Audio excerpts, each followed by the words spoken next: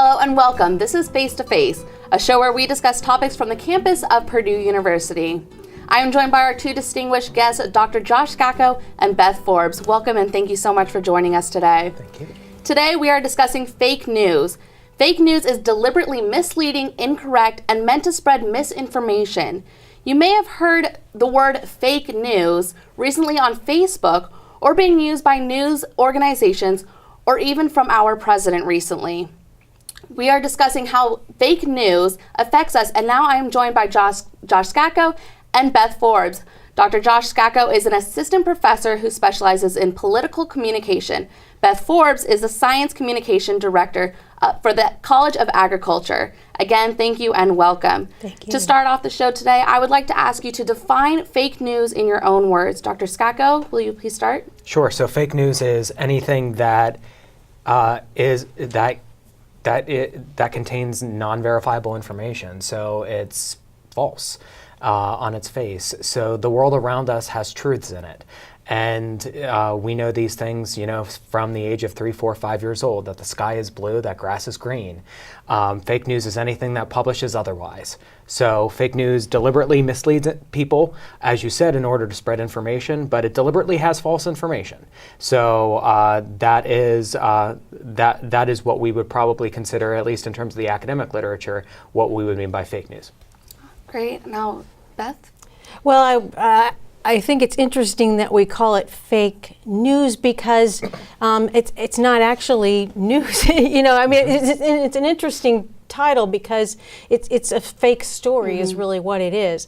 And so I see it along the lines of just as Josh described with additional idea that, again, this is intended to mislead and or attract attention. Mm-hmm. So as we saw through social media, they were actually trying to get people they were trying to get eyeballs on websites, and so they were telling whatever stories they could to attract attention.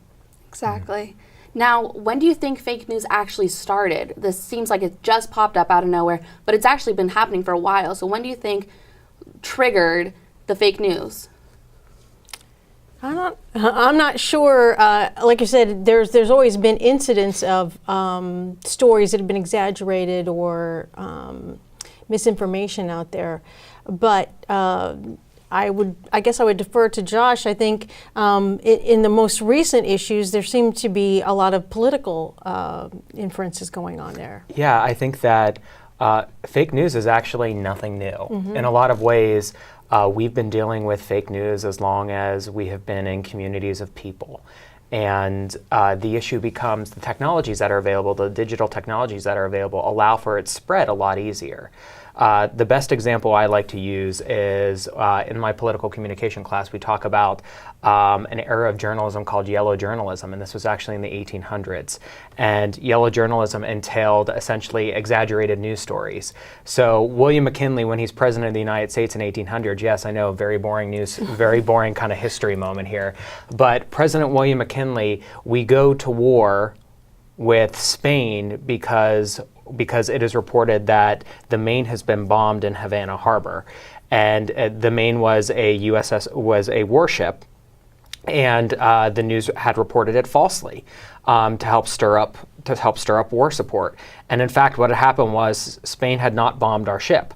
A boiler had actually destroyed the ship. So there's one of those instances where you have fake news leading us into a foreign war in 1898 at the end of the 19th century. Mm-hmm. And so, do you think fake news contributes anything to society, or do you think it just contributes to the drama? Well, one of the things that I like to say to anyone is that we all need to be educated media consumers. And so I think the recent focus on fake news is actually just bringing to attention to people that we need to be critical of anything that we're getting through the media, whether it be mainstream media, whether it be social media, whether it be on internet sites, because sometimes things things are maybe just too good to be true, or they're sensationalized. And with the recent political fake news, there's also some polarization, some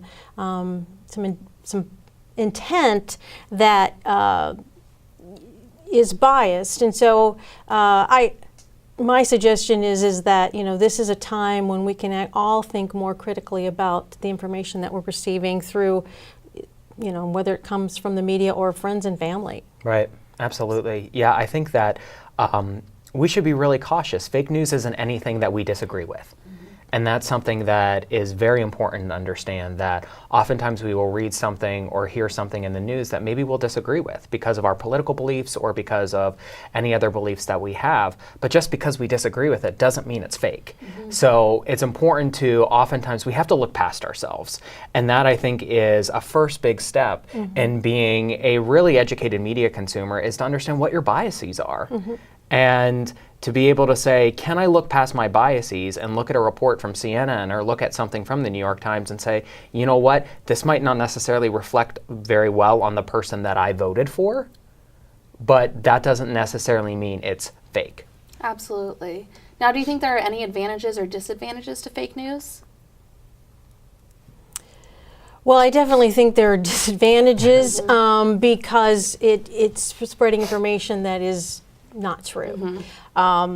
Somebody's been profiting off of it, or many somebodies have been profiting off of it, so I guess it's an advantage for them. But I wanted to go back to the point you made about the biases, and that is, one of the points that bothers me is a lot of times when you'll see a news story that's overly biased, and it's not fake, it can be truth, but it's also presenting a mindset or a political philosophy or ideology that we might not consider straight news. And again, while it's not fake, it can be biased and correct at the same time. I think that it does present a time when, again, it may be a viewpoint that you might not hold. It could be true, but on the other hand, what might be the alternatives to that as well? Right. Yeah. And I really appreciate the comment about who benefits. I think one of the things to think about is if you're reading a story and it seems questionable in a lot of ways, I think the first alarm bell that should go off in your head is thinking about who benefits from this, who benefits from telling me false information. And most of the time it's the people in power. And this is something that I think we have to understand here. In the past couple of days, President Trump has repeated the false claim that 3 to 5 million people voted illegally in the last election. That would essentially mean that the laws of math would have to be broken for that to happen. Secondly, it would also have to mean that that the Democrats didn't have a very good strategy, because essentially they ran up the score in California, a state that was not competitive for the Electoral College that they were already going to win. So that doesn't make sense on its face. And also just from numerous studies that show that that voter fraud is so rare in terms of prosecution and in terms of happening, because the laws that we have in place help to mitigate against some of those things. So I think we have to go back to who benefits. Is it the person who made up the story so that they might get some clicks, they might get some revenue? Is it someone else? Is it a political leader? Absolutely. And now, do you think these sites like The Onion that are releasing the satirical and these comical fake news articles, do you think they should be held accountable for it? Well, there's always going to be satire and comedy, and I'm thankful for that.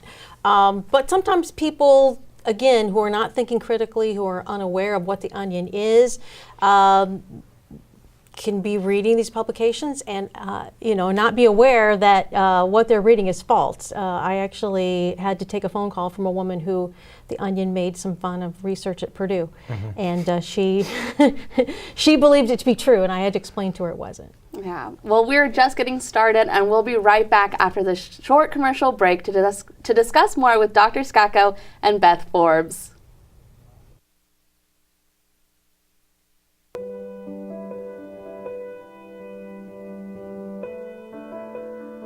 So the Brian Lamb School of Communication has a long tradition as a department of communication originally, so well over 100-year tradition.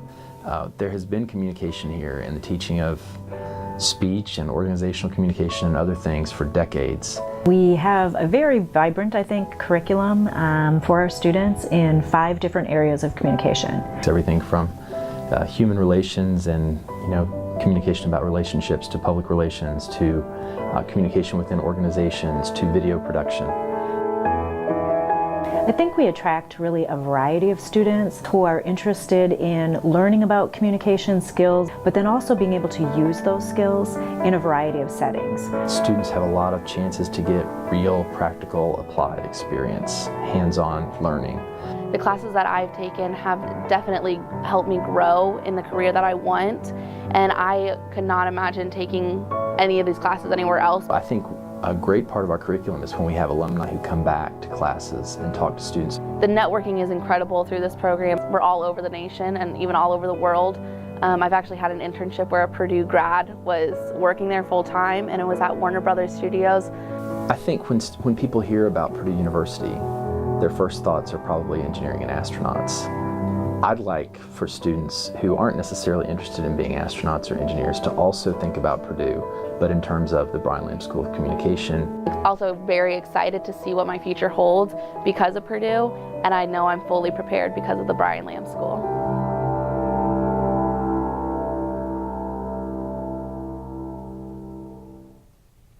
Welcome back to Face to Face. Now, over the break, we were discussing how presidents release fake information themselves. So, Dr. Scacco, can you explain to our audience a little bit more about that? Yeah, sure. So this is not the first time we have seen a president knowingly engaging in false information.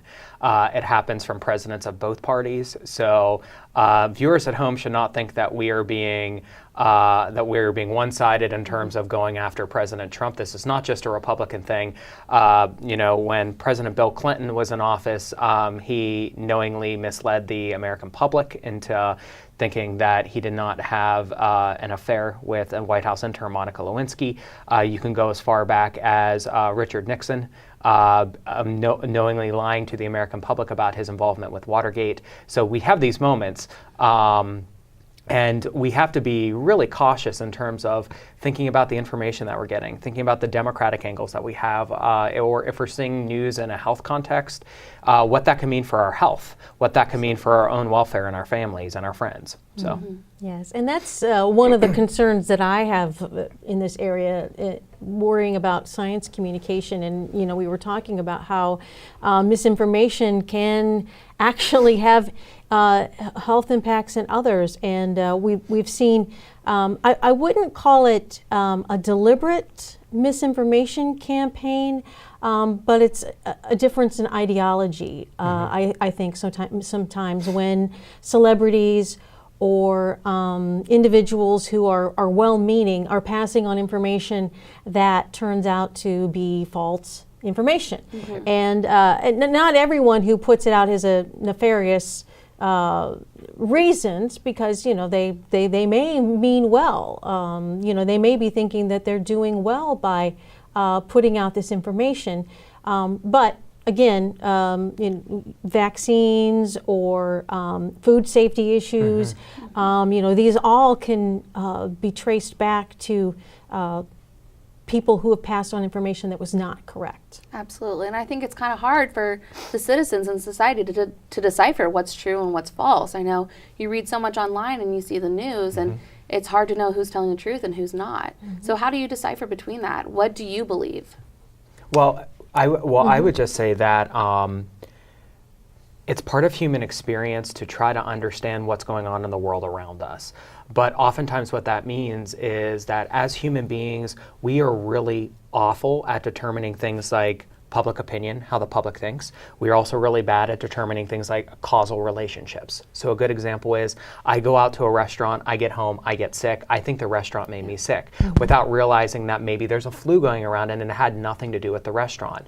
But that account, for example, blown up in the form of fake news is how we get something like opposition to vaccinations because of concerns related to autism. Yep. There's no linkage scientifically between vaccinations and autism. But what individuals have done they have taken individualized accounts and said, well, a person I know or my child got vaccinated and then something happened to them right after that. And so that's a false that's false correlation, that's false causality. So we're very bad at these types of things.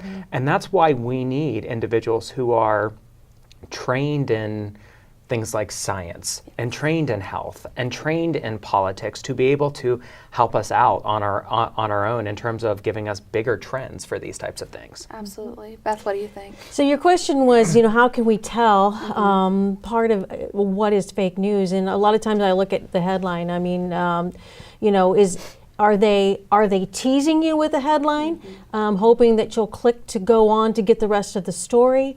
Are they using adjectives that seem like they could be exaggerating? For example, is it a devastating situation? Is it embarrassing news?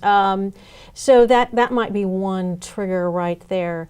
Again, what's the source? I mean, if you're actually reading the story, who is supplying this information? What are they validating it with? These are some of the signs that you're getting fake news.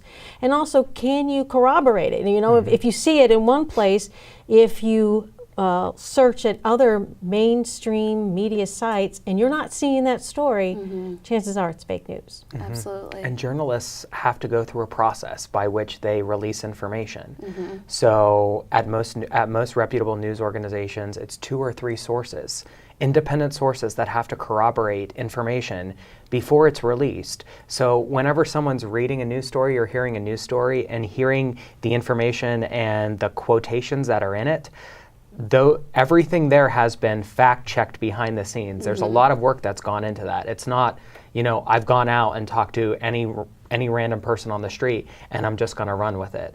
Organizations like CNN and the New York Times, they don't do that. Yes, right. Now, on the other hand, we've seen the proliferation of what we might call citizen bloggers or citizen reporters.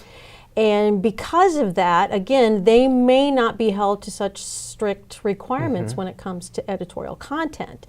And so, and again, they may feel, when we look at mainstream media, we're looking to them to be more of an unbiased source of information. Now, that's not always the case with some media, but again, we're looking for some objectivity, whereas someone who's doing a podcast or a commentary, obviously they are presenting a bias. Yes. And so, again, that's another way to distinguish. Am I getting information that is science-based, that is research-based, that is coming from authority, or am I getting somebody's opinion? Absolutely. And now I noticed during the election, while that was going on, you had to watch certain news channels, whether it was your preference, because they were biased during the debates. Which channel you would watch was biased towards one candidate or another. So how do you choose what station to watch if you're an unbiased voter? I think you should watch many. It was interesting over the holidays. I was watching a lot of international stations, Al Jazeera or other, BBC, British media. And it was almost like I'm thinking, are we all in the same world? Because the stories that I was seeing were somewhat different than those being told in the U.S. Absolutely. Yeah, and no one's unbiased. So this is something that, again, if you think you're unbiased, you're not really in touch with who you are as an individual. One of the first things, like I said earlier, is you have to be able to say, what are my true biases when it comes to the political world? And then look at, okay, what information are you consistently attracted to? And go outside of that particular bubble. We all exist in bubbles in some type of way, whether it's a sports bubble where we only like to read about our favorite sports teams, or political bubbles as well. The thing that we have to do is we have to go outside that And the reason why we do is when you're voting on things that affect people's rights, that affect your own rights, that affect the taxes that you pay, that affect whether or not the student loan interest rate that you have is going to go up or down, or whether you're going to have a job. Those types of things matter in a way that just rooting for your home sports team doesn't. Absolutely. Now we're going to cut to commercial break real quick, but we'll be back with more. Mamma Mia is the ultimate feel-good show that has audiences coming back again and again. Mamma Mia features ABBA's greatest hits from Dancing Queen and SOS to Super Trooper and Take a Chance on Me. Don't miss the 10th anniversary tour of the show that has the whole world coming back for more. February 24th at Elliott Hall of Music. Details at convocations.org. Presented by Purdue Convocations. Featured in the National Film Registry of the Library of Congress, Safety Last is an indispensable treasure of the silent film era of motion picture history. This 1923 classic will be screened with live accompaniment from theater organist extraordinaire Clark Wilson on the Long Center's ornate Mighty Wurlitzer organ. January 27th at the Long Center for the Performing Arts. Details at convocations.org. Presented by Purdue Convocations. We are all Boilermakers, but we're also much more. We're history makers, exploring the farthest reaches of our universe, often when strapped to a rocket. We are hope makers, rebuilders of Haitian cityscapes who ensure they'll now withstand any disaster. We are difference makers, developers of drought-resistant crops that just might end world hunger. The fact is, what we make moves the world forward. We are Purdue, makers all.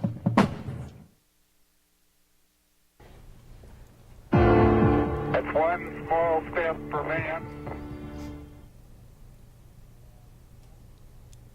Welcome back to Face to Face. Now we're going to talk about how you, our audience, can decipher between what is real and what is not in the fake news industry. So Dr. Scacco, can you tell us a little bit more about how to decipher between it? Well, I know that we were talking about this over the break. One of the things that's really interesting is we've all been in those circumstances where we've opened our email and we've seen a really awkward email.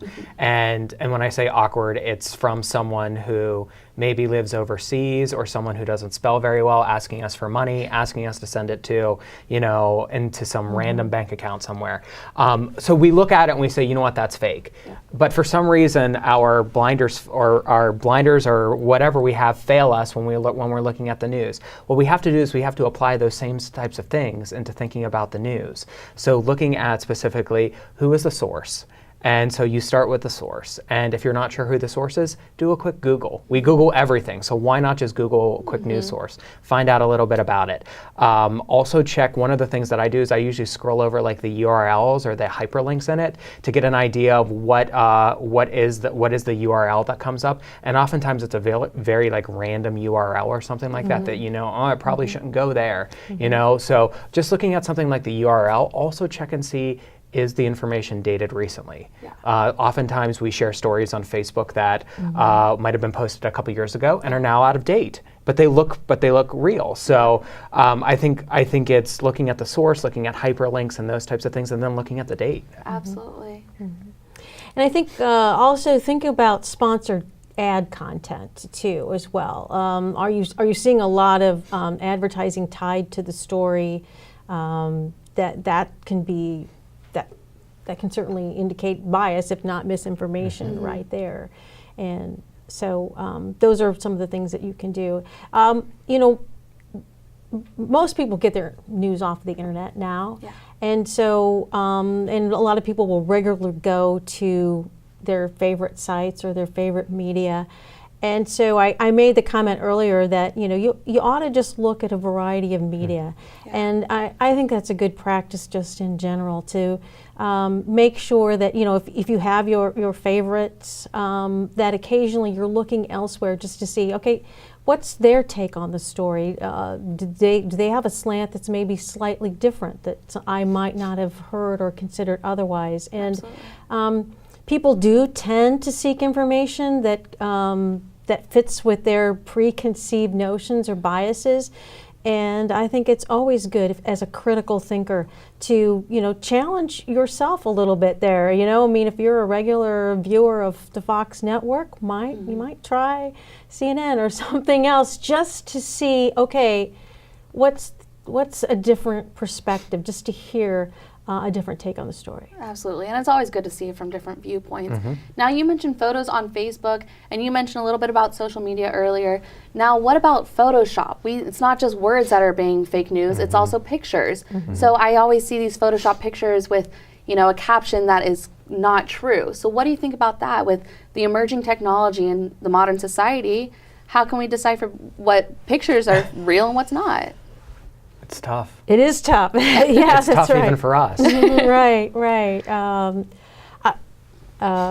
I guess I don't have a good answer for you there because you're right. The people who are using Photoshop and doing that are getting better and better all the time. Yeah. It's harder to tell, but I guess again you got to go with your instincts sometimes. Does that photo look right? And if it does seem terribly phenomenal, then do you see it in other media sources? Right.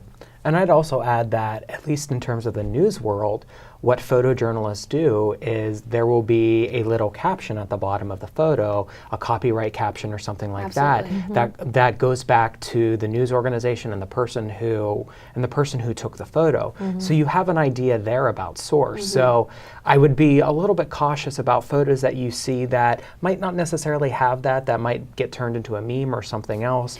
We ran into this circumstance with a couple of days ago with the photos of the inauguration. Yes.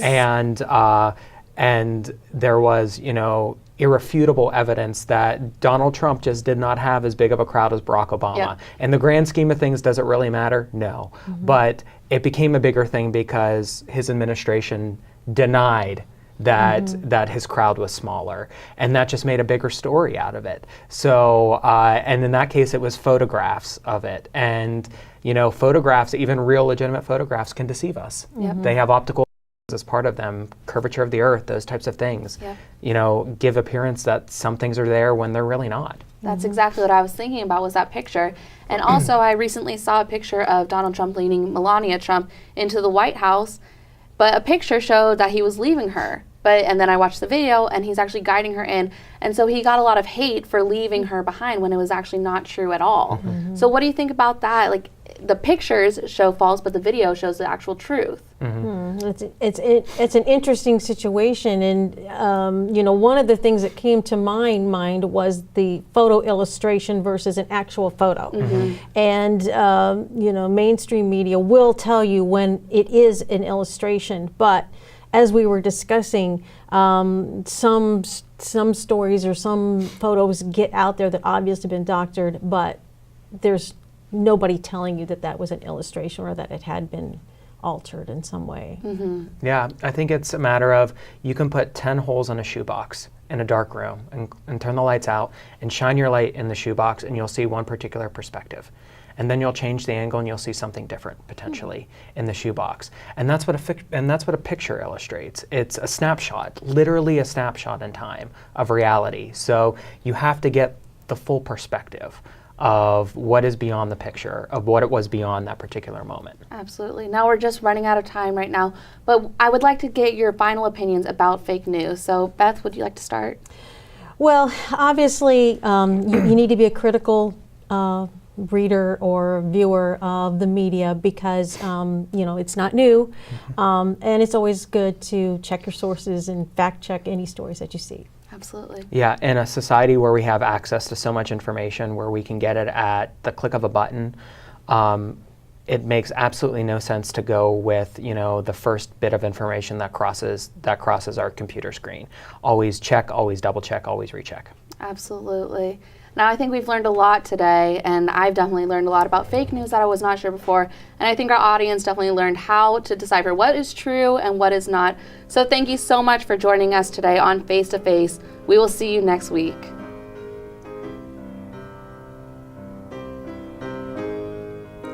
you want to start? Yeah.